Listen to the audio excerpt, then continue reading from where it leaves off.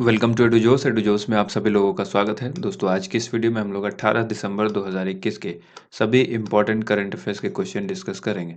कल ये वीडियो आपको नहीं मिल पाई थी क्योंकि तबीयत कल कुछ ज़्यादा ख़राब थी, जिसकी वजह से आपको वीडियो नहीं दे पाया। आज भी इतनी अच्छी नहीं है, लेकिन फिर भी मैं आपके लिए वीडियो उपलब्ध करा दे रहा हूँ ताकि लेट ना हो जाए। फिर 19 तारीख की वीडियो आनी है, वो भी आज ही मिलेगी। इस वीडियो में आपको इंपॉर्टेंट करंट अफेयर्स के साथ साथ आपका करंट अफेयर्स का रिवीजन कराया जाता है। इसके साथ साथ स्टैटिक जीके के क्वेश्चंस आपको बताए जाते हैं और इसके अलावा जो भी इम्पोर्टेंट फैक्ट है उसके एक्सप्लेनेशन आपके साथ किए जाते हैं। ठीक है, तो चलिए वीडियो को शुरू करते हैं। सबसे पहले आपसे रिक्वेस्ट करूंगा, चैनल को सब्सक्राइब करके बेल आइकन को ज़रूर प्रेस करें ताकि हर वीडियो का नोटिफिकेशन आपको मिलता रहे।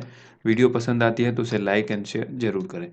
अगर आप लोगों ने हमारा एंड्रॉयड एप्लीकेशन इंस्टॉल किया हुआ है तो उसको अपडेट ज़रूर कर लें, क्योंकि इसका लेटेस्ट वर्जन आ चुका है जिसके अंदर आपको डेली क्विज़ मिलती है। डेली क्विज़ के अलावा वीकली क्विज़ भी मिलती है। अब तक 2 क्विज़ वीकली आ चुकी है, दिसंबर फर्स्ट वीक की और दिसंबर सेकेंड वीक की। ठीक है, तो ध्यान रखिएगा। इसको जो डेली क्विज़ है 5 मिनट के लिए आपको क्विज़ जो है वो 5 मिनट के अंदर ही क्विज़ आप समाप्त कर सकते हैं। 5 मिनट का समय सिर्फ देना है आपको वहाँ पर क्विज़ के लिए।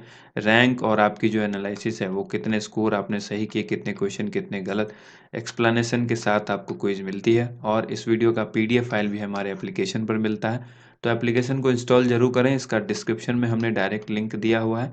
गूगल प्ले स्टोर पर भी जाकर के आप डायरेक्ट सर्च कर सकते हैं हमारे एप्लीकेशन को। एडुजोस नाम से आपको ये एप्लीकेशन मिल जाएगा। Exam preparation and quiz book, ये टाइटल है इसका। हासिल होगी मंजिल भी तू तैयारी करके तो देख, आग लगेगी फिर सीने में तू चिंगारी बन के तो देख। तो आप सबको चिंगारी बनना है और इसके लिए 2 काम करना है। डेली वीडियोस हमारी 10 से 15 मिनट देखिए और क्विज वगैरह के लिए और पीडीएफ के लिए हमारे एप्लीकेशन को इंस्टॉल कीजिए।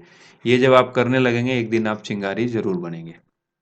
कल के चिंगारी सवाल का जो आंसर है वो देखते हैं। कल हमने सवाल पूछा था, कौन सा देश 4.5 दिन का कार्य सप्ताह करने वाला विश्व का पहला देश बन गया है।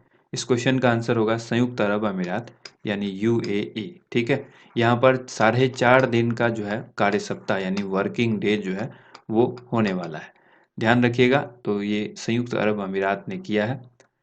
अगला सवाल है आज के करंट अफेयर्स से संबंधित। किस राज्य सरकार ने माओवादी प्रभावित क्षेत्रों के लिए सहाय योजना का शुरुआत की है? सहाय योजना की जो शुरुआत है माओवादी प्रभावित क्षेत्रों के लिए किस राज्य सरकार ने की है? आंसर होगा झारखंड, ऑप्शन बी। झारखंड के मुख्यमंत्री हेमंत सोरेन ने राज्य के माओवादी प्रभावित जिलों में युवाओं के खेल प्रतिभा का पोषण करने के लिए sports action toward harnessing aspirations of youth Sahay योजना की शुरुआत की है। वर्तमान में इसे झारखंड के सरायकेला खरसावां, पश्चिमी सिंहभूम, खूंटी, गुमला और सिमडेगा जिलों में लॉन्च किया गया है और यह अन्य जिलों में भी इसका विस्तार किया जाएगा। यह योजना वामपंथी उग्रवाद यानी एलडब्ल्यूई पर अंकुश लगाने के लिए शुरू की गई है, जिसने राज्य के 24 में से 19 जिलों को प्रभावित किया हुआ है। झारखंड की राजधानी कहाँ है? राज्यपाल इसके कौन है? तो झारखंड की रांची जो है वो राजधानी है और राज्यपाल है रमेश बैस। राष्ट्रीय उद्यान यहाँ पर कुछ इंपॉर्टेंट है जिसको याद रखिएगा, हजारीबाग राष्ट्रीय उद्यान और बेतला राष्ट्रीय उद्यान। नेक्स्ट क्वेश्चन है, हाल ही में चीफ ऑफ स्टाफ कमेटी के चेयरमैन का पदभार किसने संभाला है? इस क्वेश्चन का राइट आंसर होगा ऑप्शन सी, एम नरवणे, यानी मनोज मुकुंद नरवणे। हाल ही में थल सेना प्रमुख जनरल एम नरवणे ने चीफ ऑफ स्टाफ कमेटी के चेयरमैन का पदभार संभाला है। देखिए, सीडीएस पद के गठन से पहले आमतौर पर तीनों सेनाओं के प्रमुख में से सबसे वरिष्ठ को चीफ ऑफ स्टाफ कमेटी का अध्यक्ष जो है वो बनाया जाता था। हाल ही में आप सबको पता है एक हेलीकॉप्टर दुर्घटना में सीडीएस विपिन रावत जो है वो हमारे बीच अब नहीं रहे, तो उनका जो है उनकी मृत्यु हुई। ठीक है, वो शहीद हुए। तो ध्यान रखना यहाँ पर है, उनके साथ साथ और भी अन्य लोग थे। ठीक है, उनकी पत्नी थी, उनका नाम खास करके आप याद रखिएगा। तो ध्यान रखने वाली बात यहाँ पर है कि पहले ये सीडीएस का पद नहीं था, बाद में ये सीडीएस का पद बना। उसमें पहले सीडीएस बने बिपिन रावत। और अभी यहाँ पर आप याद रखिएगा कि सीडीएस के पद से गठन से पहले तीनों सेनाओं के प्रमुख में सबसे जो वरिष्ठ होते थे उसको चीफ ऑफ स्टाफ कमेटी बनाया जाता था, उसके अध्यक्ष। तो अभी ये सीडीएस का पद खाली है, इसलिए यहाँ पर जो है चीफ ऑफ स्टाफ कमेटी का अध्यक्ष बनाया गया एम नरवणे को।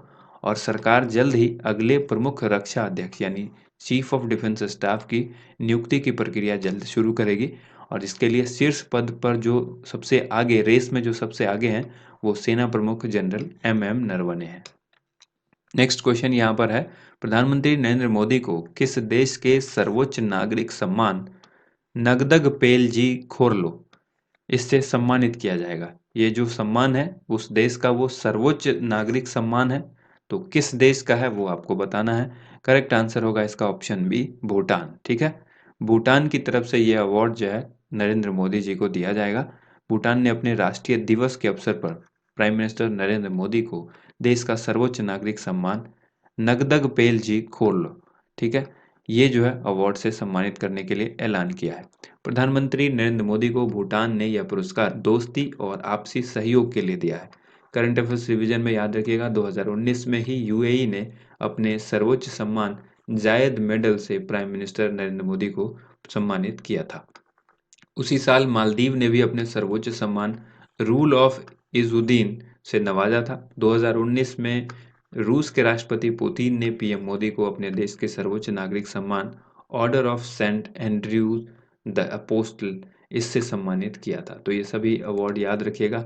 आगे भी कुछ अवार्ड है जिनसे पीएम मोदी को सम्मानित किया जा चुका है, उसको भी ध्यान रखिएगा। 2016 में सऊदी अरब ने पीएम मोदी को अपने सर्वोच्च नागरिक पुरस्कार किंग अब्दुल अजीज सस अवार्ड से सम्मानित किया था।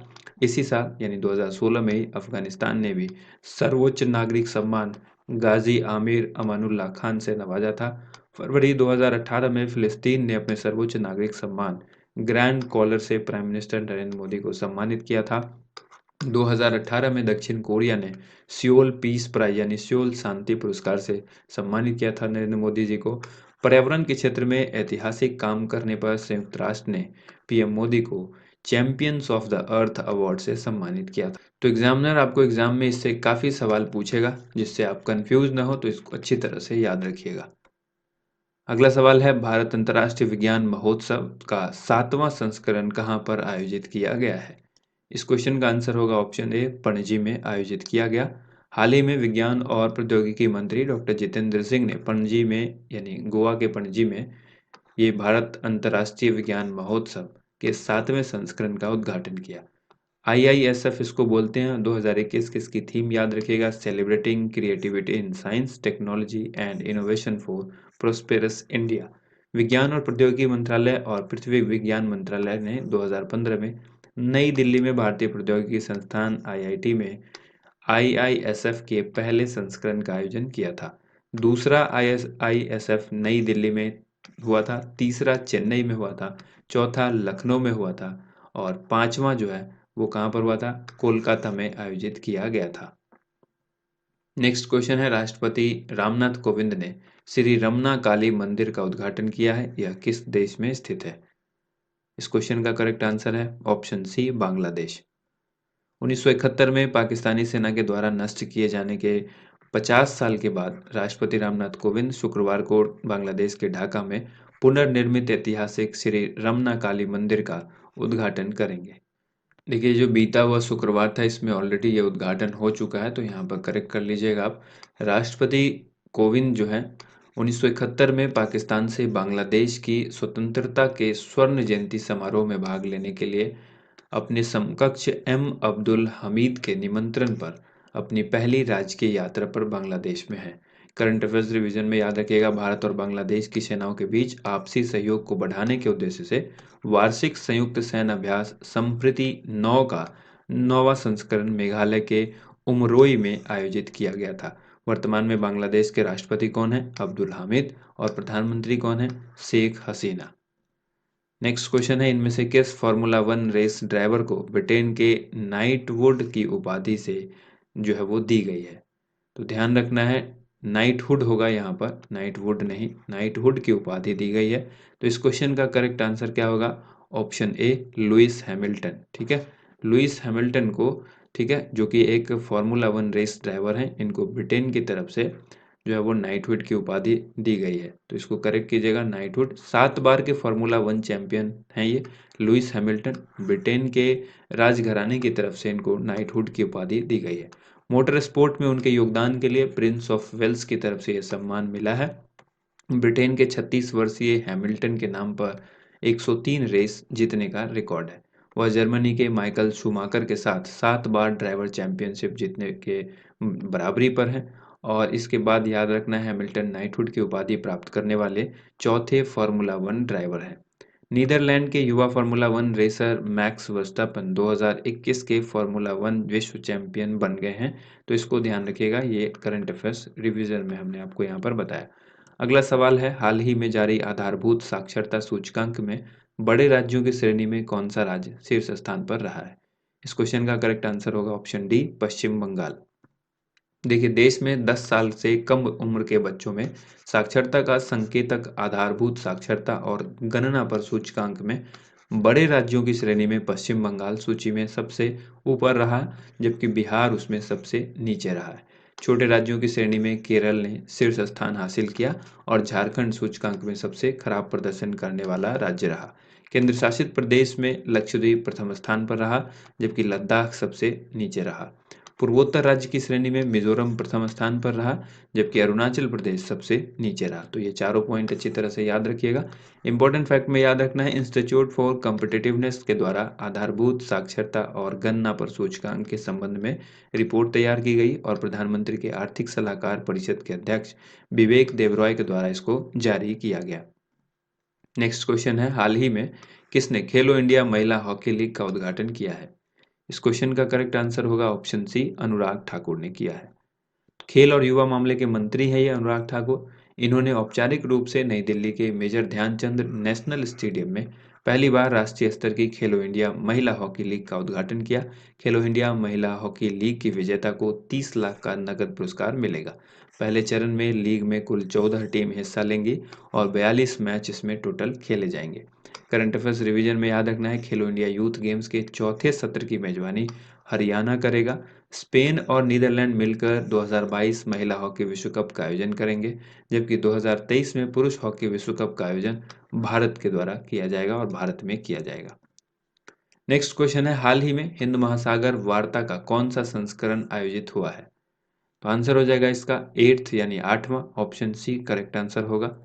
हाल ही में भारत ने विश्व मामलों के लिए भारतीय परिषद और हिंद महासागर रिम एसोसिएशन यानी IORA सचिवालय की सहायता से हिंद महासागर वार्ता के 8वें संस्करण की मेजबानी की है। इस संवाद की मेजबानी विदेश मंत्रालय और भारतीय विश्व मामलों के परिषद ने जो है संयुक्त रूप से की थी। हिंद महासागर रिम एसोसिएशन के बारे में आप सबको मालूम होना चाहिए कि इसकी स्थापना 1995 में हिंद महासागर रिम पहल औपचारिक रूप से मार्च 1997 में शुरू किया गया था, लेकिन इसकी स्थापना जो है वो 1995 में की गई थी। मुख्यालय इसका एबेन मॉरिशस के अंदर है।